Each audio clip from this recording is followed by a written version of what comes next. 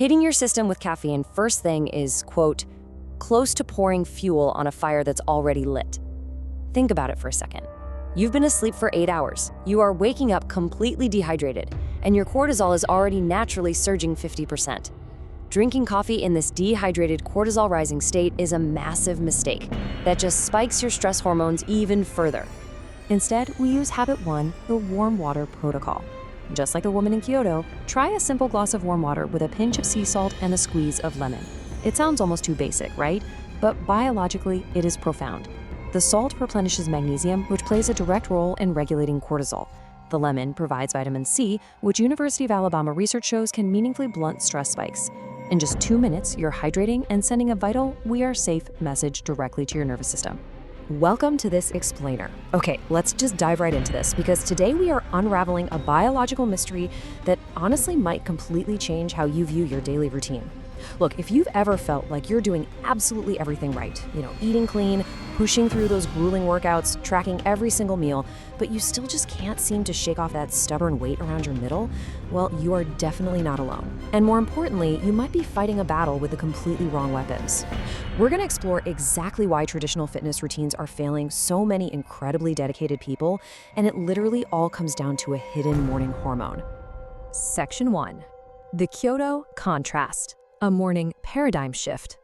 To really understand what's going wrong for so many of us, let's look at a completely different approach to starting the day. There is this stark, almost ironic contrast between these two routines. On the left side, we have a 61-year-old woman living in Kyoto. Her mornings, they are remarkably quiet. She drinks warm water, she takes a really slow walk, her phone remains entirely untouched, and her waistline, it hasn't changed in over a decade. She doesn't diet, and she doesn't even own dumbbells. Now look over at the right side. This represents, well, millions of us. Waking up, skipping breakfast to fast, lacing up the running shoes for a punishing, high-intensity run, and obsessively tracking every single calorie. Yet, despite working exponentially harder, this person is the one struggling with stubborn belly fat. The irony is just staggering, isn't it? The person who's barely breaking a sweat is actually getting the results that the gym goer is agonizing over. Which brings us to a truly pivotal question.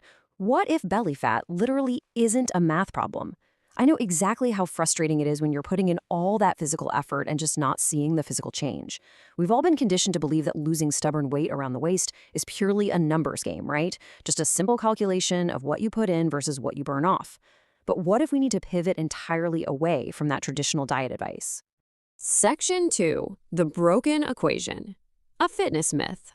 To find the answer, we have to systematically deconstruct a myth that nearly the entire fitness and diet industry is built firmly upon.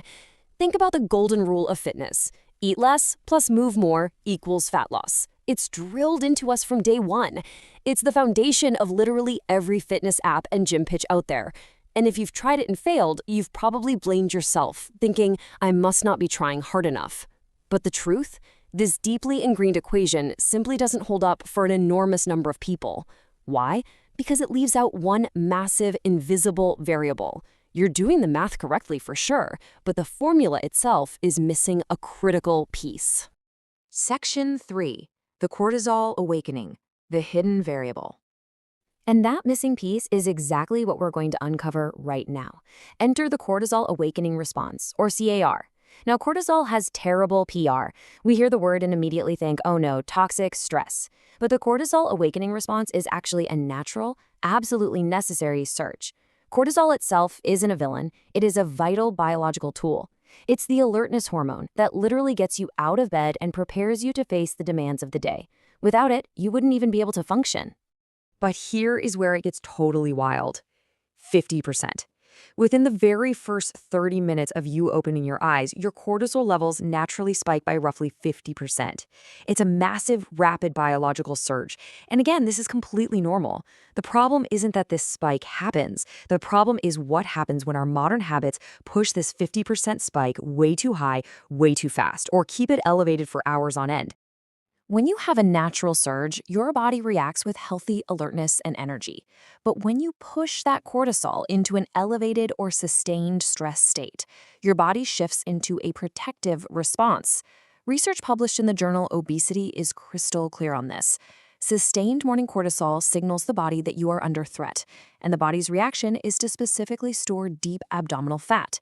It essentially wraps fat directly around your internal organs as a sort of biological insulation.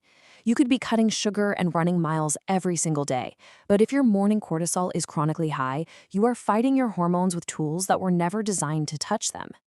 Section 4. 5 Morning Habits. Chronological order. So how do we fix it? Well, we look to a Japanese-inspired solution. Japan has some of the lowest rates of abdominal obesity in the industrialized world, and it really all comes down to what happens right after waking up. The best part? These adjustments are completely free and depend entirely on chronological order. This right here is your ideal 90-minute morning blueprint.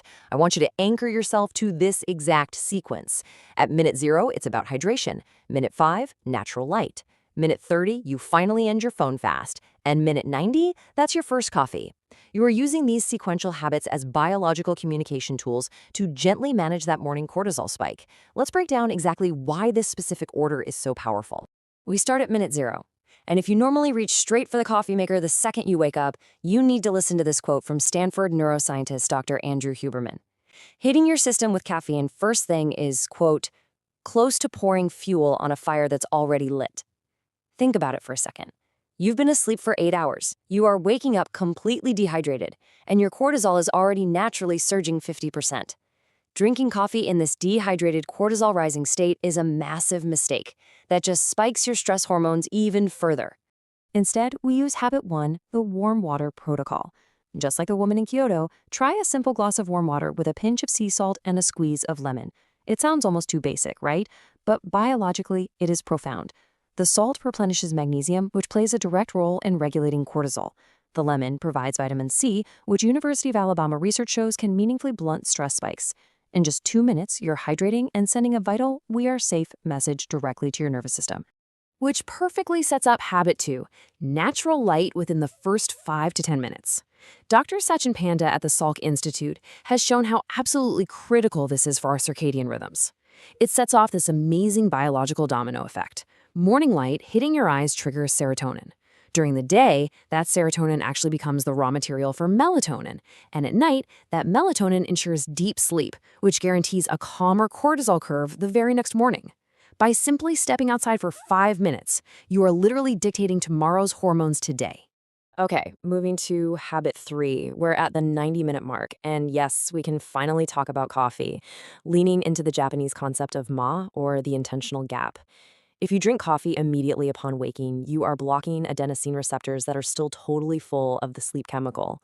The adenosine just waits around, and when the caffeine wears off at around 2 p.m., boom, you get a massive crash, a huge cortisol spike, and intense sugar cravings. But if you implement a 90-minute delay, you allow your body to naturally clear that adenosine. The result? When you finally drink that coffee, you get smooth, clean energy with absolutely no afternoon crash. Now, habit 4 directly challenges the standard fitness industry advice. Instead of a punishing high-intensity morning workout, which, by the way, research shows just layers onto your morning cortisol and keeps it elevated all day, you do a slow walk or sampo.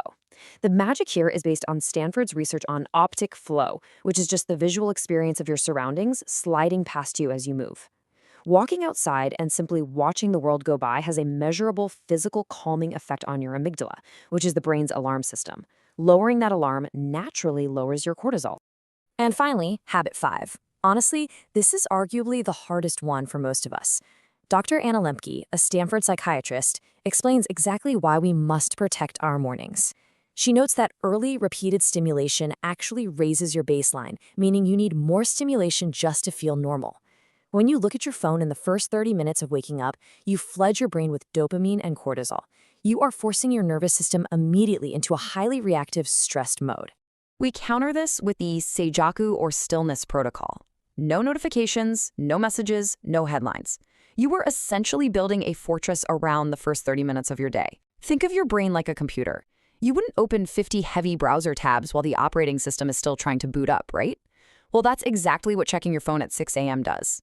Keep it face down, let your nervous system boot up gently, completely preventing those early dopamine and cortisol spikes.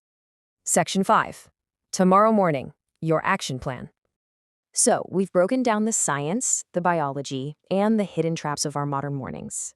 Now let's shift from theory to some empowering, actionable steps you can actually take. Here is your game plan, clearly laid out. Step 1 happens tonight. Literally just leave a glass of water out. That's your only prep. Step 2, tomorrow morning, drink that water first thing. Step 3, step outside for just a few minutes of natural light. Step 4, intentionally delay your coffee for 90 minutes. And step 5, fiercely protect those first 30 minutes and keep the phone away. Rethinking the chronological order of your first hour is the ultimate key to fixing this hormonal issue. It's really not about working harder, it's about working smarter with your own biology. Which leaves us with one final question for you. Which habit are you starting tomorrow? You've got the blueprint now.